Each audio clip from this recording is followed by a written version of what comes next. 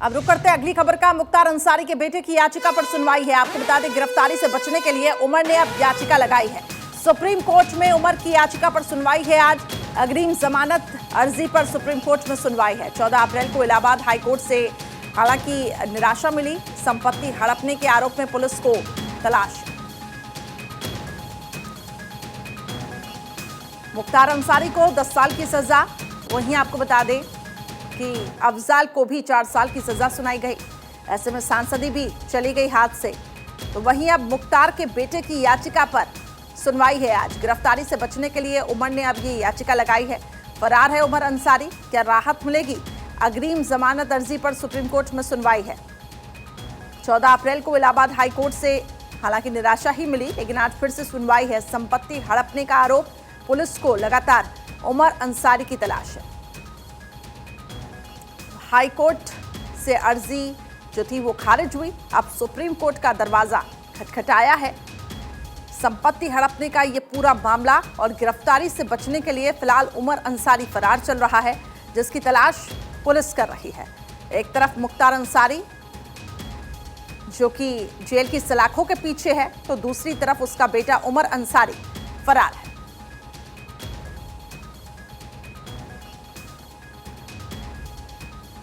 तो चलिए अब आपको बताते हैं दरअसल उमर अंसारी की मुश्किलें क्यों बढ़ी है और क्यों सुप्रीम कोर्ट में अग्रिम जमानत की अर्जी लगाई गई है। ग्राफिक्स के जरिए आपको समझाने की कोशिश करते हैं कि आखिर पूरा मामला है क्या।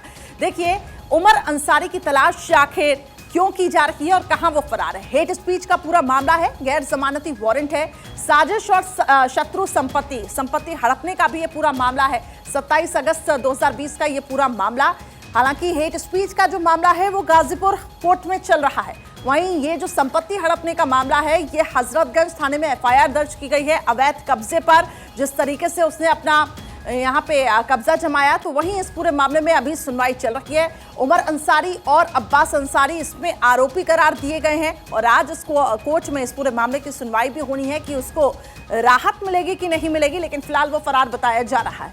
राजस्व अधिकारी सुरजन लाल ने ये एफआईआर दर्ज कराई। अवैध संपत्ति का जो पूरा मामला है, वहीं आपको बता दें फर्जी दस्तावेज से ये जो जमीन है उसको खाली करवाया गया और फिर उसको हड़प लिया गया। तो बड़ा आरोप इस वक्त उमर अंसारी पर लग रहा है। साजिश के तहत एलडीए से नक्शा पास भी करवाया गया, ये भी एक बड़ा आरोप लगा है। और इस पूरे मामले में एलडीए ने इमारत बनाने का नक्शा भी बना दिया। तो आप देखिए किस तरीके से घोटाला हुआ। अवैध कब्जे पर अंसारी बंधुओं ने अपना घर भी बना दिया, लेकिन क्योंकि उत्तर प्रदेश में योगी सरकार है जिसमें साफ तौर से कहा गया है कि माफियों को और उसके साथ साथ जो लोग अवैध कब्जा करते हैं उनके ऊपर शिकंजा कसा जाएगा। अब आपको बताते हैं कि सवाल यह भी है कि शत्रु संपत्ति को हड़पने का आखिर आरोप है। मुख्तार अंसारी के दोनों बेटों ने मिलकर ये साजिश रची, लेकिन अब आपको वो भी बताते हैं कि क्या क्या आरोप लगाए गए हैं। देखिए, जियामू में पहले मोहम्मद वसीम की जमीन थी, ऐसा बताया जा रहा है। अब मोहम्मद वसीम बाद में पाकिस्तान चला गया, ये आरोप उमर अंसारी पे लग रहे हैं। मामला आपको समझा रहे हैं। पाक जाने से वसीम की जमीन शत्रु संपत्ति में दर्ज की गई। फर्जीवाड़ा कर शत्रु संपत्ति पर अब लक्ष्मी नारायण का कब्जा था। लक्ष्मी नारायण के बाद कृष्ण कुमार के नाम पर यह जमीन हुई और उमर अंसारी ने किस तरीके से जमीन को हड़पा, फिर शत्रु संपत्ति को उमर अब्बास अंसारी ने हड़प लिया। तो देखिए किस तरीके से वहां पे अपना घर भी बना दिया। अब यहां पे लगातार इस पूरे मामले को लेकर कार्रवाई भी हो रही है। बाद में शत्रु संपत्ति को दोनों भाइयों ने अपने अपने नाम करा लिया और इस जमीन को हड़प लिया। तो उमर अंसारी पर कई गंभीर आरोप लगे हैं और आज कोर्ट का दरवाजा देखिए उन्होंने खटखटाया है। हालांकि आप सुप्रीम कोर्ट इस पूरे मामले में क्या फैसला देता है ये देखना होगा, लेकिन गंभीर आरोप इस वक्त उमर अंसारी पर लग रहे हैं। तो देखिए, हाई कोर्ट से अर्जी खारिज हो गई, लेकिन अब सुप्रीम कोर्ट का दरवाजा उमर अंसारी ने खटखटाया है। लेकिन आखिर हाई कोर्ट से ये अर्जी क्यों खारिज हुई वो भी आपको समझाते हैं। देखिए, मुख्तार अंसारी के बेटे उमर अब्बास ने फर्जीवाड़ा किया, ये गंभीर आरोप लगा। सरकारी वकील है, उसकी तरफ से ये दलील। दोनों ने अपनी दादी के फर्जी तरीके से हस्ताक्षर भी करवाए थे और यही एक वजह गंभीर आरोप लग रहे हैं। लिहाजा दोनों के खिलाफ फॉर्जरी का मामला बनता है। हाईकोर्ट की लखनऊ खंडपीठ से जमानत अर्जी खारिज हुई और यही एक बात है कि अब सुप्रीम कोर्ट का दरवाजा खटखटाया गया। लेकिन अब उमर अंसारी क्योंकि फरार है और पुलिस को उसकी तलाश है, ऐसे में गिरफ्तारी का डर भी लगातार सता रहा है। और किस तरीके से मुख्तार और इसके साथ ही मुख्तार की पूरी फैमिली की मुश्किलें बढ़ती जा रही है। योगी सरकार आने के बाद मुख्तार एंड फैमिली के दिन अब सलाखों के पीछे कट रहे हैं। जो लोग अब तक कानूनी शिकंजे से बाहर थे, अब उन लोगों की तलाश में पुलिस जुटी हुई है। और ये देखिए, मुख्तार अंसारी की पूरी फैमिली, अफजा अंसारी जो कि पत्नी है मुख्तार अंसारी की, वो फरार है। मुख्तार अंसारी फिलहाल जेल में है, 10 साल की सजा यहां पे हुई है। अब्बास अंसारी बेटा जेल में है। उमर अंसारी फरार बताया जा रहा है, जिसको लेकर आज हाईकोर्ट में सुनवाई भी है। और निखत बानो जो कि बहू है, वो भी फिलहाल जेल में है। तो पूरी तरीके से शिकंजा यहां पे कस गया है। तो माफिया मुख्तार अंसारी को 10 साल की सजा हुई। बीते 32 सालों में ये एक चौथा मौका है जब मुख्तार को सजा मिली है। तो मुख्तार के भाई अफजाल को भी 4 साल की सजा हुई है। अब पूर्वांचल से माफिया ब्रदर्स का आतंक पूरी तरीके से खत्म हो गया, ऐसा माना जा रहा है। तो अब पुलिस प्रशासन ने मुख्तार के बेटे उमर पर भी शिकंजा कसा। साथ ही मुख्तार की पत्नी अफजा की भी तलाश अब हो रही है। इस रिपोर्ट में आपको दिखाते हैं। मुख्तार अंसारी की दहशत का हुआ अंत। गैंगस्टर के मामले में 10 साल की सजा। भाई अफजाल अंसारी को 4 साल की सजा। बीते 8 महीनों में बाहुबली को 4 बार सजा सुनाई गई। अब उसकी कुल सजा का टाइम पीरियड 32 साल हो गया है। 220 दिन पहले यानी कि 22 सितंबर 2022 को मुख्तार पर इलाहाबाद हाईकोर्ट की लखनऊ खंडपीठ ने 7 साल और अगले ही दिन वही जस्टिस दिनेश कुमार सिंह ने गैंगस्टर मामले में 5 साल की सजा सुनाई। 85 दिन बाद यानी 15 दिसंबर 2022 को मुख्तार को कांग्रेस नेता अजय राय के बड़े भाई अवधेश राय मर्डर और एडिशनल एसपी पर हमले समेत कुल 5 मामलों में 10 साल की सजा हुई। चौथी बार फिर से उसे 10 साल के लिए जेल भेज दिया गया। सन 2005 में तत्कालीन भाजपा विधायक कृष्णानंद राय की हत्या हो गई थी।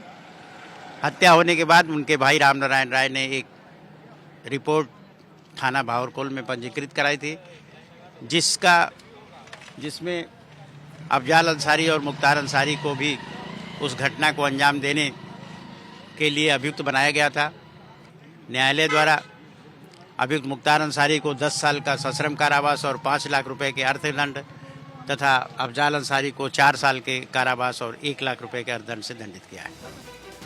मुख्तार अंसारी की दहशत को आप इस बात से समझ सकते हैं कि 1988 में मंडी परिषद के ठेकेदार सच्चिदानंद की हत्या कर दी गई थी। नाम आया मुख्तार के आदमी साधु सिंह का। उसी दिन शाम को एक और दर्दनाक खबर सामने आई थी। साधु सिंह के गांव में उसकी मां, भाई समेत परिवार के 8 लोगों की हत्या कर दी गई। आरोप लगा कि हत्या ब्रजेश सिंह ने कराई। मुख्तार की दहशत को इस बात से समझ सकते हैं कि कृष्णानंद राय हत्याकांड की जांच सीबीआई ने शुरू तो की, लेकिन 1 साल बाद ही जांच से मना कर दिया गया। यूपी में मुख्तार अंसारी पर कुल 59 मुकदमे दर्ज हैं, जिनमें से 19 मामले ट्रायल में हैं। और आपको मुख्तार के कुछ चर्चित केस के बारे में बताते हैं। मुख्तार पर दर्ज हैं 59 मुकदमे। गाजीपुर में विधायक कृष्णानंद की हत्या, मऊ में ठेकेदार मन्ना सिंह की हत्या, मन्ना हत्याकांड के गवाह रामचंद्र मौर्य की हत्या, रामचंद्र मौर्य के बॉडीगार्ड सिपाही सतीश का मर्डर, फर्जी शस्त्र लाइसेंस हासिल करने का केस, इलाहाबाद की स्पेशल एमएलए कोर्ट में गैंगस्टर के 4 केस, कांग्रेस नेता अजय राय के भाई अवधेश की हत्या, आजमगढ़ के एरेकाला गांव में मजदूर की हत्या। गाजीपुर की एमपी एमएलए कोर्ट ने जब शनिवार को मुख्तार को 10 साल और अफजाल को 4 साल की सजा सुनाई तो अपने फैसले में लिखा, मुख्तार अंसारी का एक गैंग है जो पैसे कमाने के लिए क्रिमिनल एक्टिविटी को अंजाम देता है। लंबे वक्त से ये गैंग ऑपरेट हो रहा है। किसी की मुख्तार के खिलाफ गवाही देने की हिम्मत नहीं होती है। अफजाल अंसारी भी इस गैंग का मेंबर है। वो आपराधिक कार्य करने वालों को संरक्षण देता है, इसलिए इन दोनों को समाज विरोधी क्रियाकलापों का दोषी माना जाता है। लगातार कई मामलों में आरोपी मुख्तार का नाम सामने आया है। ये पूरी तरह असामान्य है कि जो निरंतर 20 से 25 वर्ष विधायक चुना जाता रहा हो, उसके खिलाफ कई जिलों में 4 दर्जन से ज्यादा मुकदमे दर्ज हो। उसके खिलाफ कोई आम जनता की गवाही प्रस्तुत करने का साहस कर सकता है। सभी पक्षों को सुनने के बाद स्पष्ट है कि मुख्तार अंसारी का एक गैंग है। इस गैंग का उद्देश्य व्यवस्था को अस्त व्यस्त करना है, आर्थिक भौतिक लाभ के लिए अपराध करना है। मुख्तार के खिलाफ कोई भी आम आदमी साक्ष्य प्रस्तुत करने की हिम्मत नहीं कर सकता है, इसलिए अंसारी को दोषी माना जाता है। दंड ऐसा होना चाहिए जिससे पीड़ित को यह एहसास हो सके कि उसे न्याय मिला है। ऐसे अपराधी की तरह मानसिकता रखने वाले लोगों को चेतावनी देने के लिए भी उचित दंड दिया जाता है।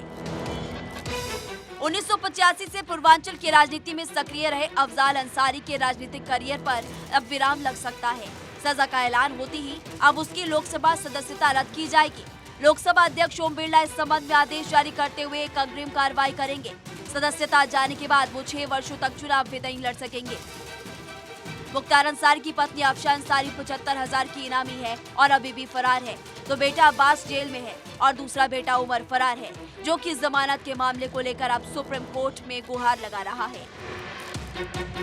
मुख्तार अंसारी के अर्थतंत्र को यूपी में बुलडोजर ने चोट दी है। जाहिर तौर पर पूर्वांचल में मुख्तार का दौर पूरी तरह से खत्म हो चुका है। Bureau report, Bharat 24।